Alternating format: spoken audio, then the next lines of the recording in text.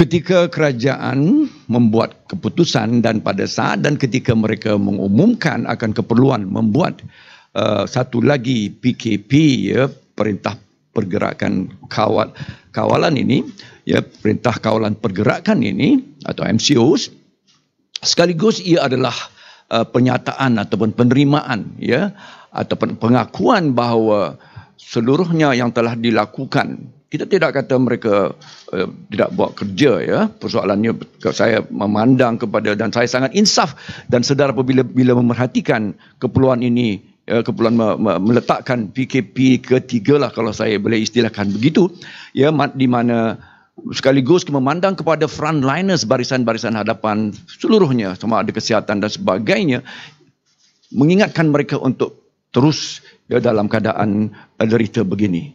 Dengan kata lain, apabila ini adalah pengakuan kegagalan kerajaan dalam mengawal, ya, gelombang ketiga ini, ya, dan sangat malang kerana memerhatikan kepada ukuran. Kita bukan kerana menyebutkan sebab saya pembangkang atau mantan lalu saya bercakap tentang pendekatan yang kritis. Ya, ini diakui dengan mereka, ya, mengisytiharkan PKP dan tengah-tengah tempat dan negeri PKPB, ia adalah pengakuan kegagalan untuk melandaikan gelombang ketiga ini. Ya. Apakah pertamanya, apakah sebenar-benarnya yang dikatakan kejayaan mengurus pandemik ini? Ini perkara ini saya ingat tidak pernah dihuraikan. Saya dengan segala, ya, rendah hati mempertegaskan yang dimaksudkan dengan kejayaan ataupun strategi, ya, kerana menentang virus ini, memberantas virus ini adalah seumpama perang dan kita perlukan strategi. Ya, kita perlukan pendekatan strategi, ya, strategic move untuk kita akhirnya yang dimaksudkan dengan kejayaan adalah apabila, ya, sistem seluruhnya kesihatan kita mampu, ya, mengawal, ya, kadar kes supaya fasiliti kesihatan kita tidak terbeban. Itu adalah ukuran kejayaan. Selama vaksin tidak dapat, ya, selama vaksin belum lagi, ya, disuntik kepada 80% penduduk warga negara Malaysia ini untuk mencapai imuniti kelompok.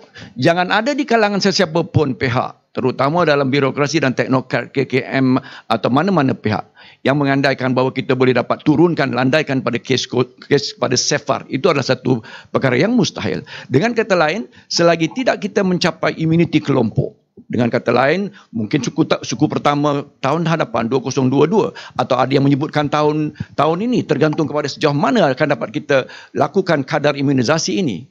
Yang pentingnya adalah yang dikatakan kejayaan strategik approach itu adalah apabila sistem kesihatan kita itu mampu, ya, mengatasi kadar transmisi virus, ya, supaya akhirnya yang masuk ke ICU, yang terpaksa diventilate ataupun mendapat penolongan pernafasan dan intubasi dan apanya ni menggunakan ventilator itu tidaklah membebankan fasiliti.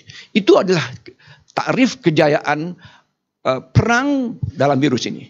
Dan ketika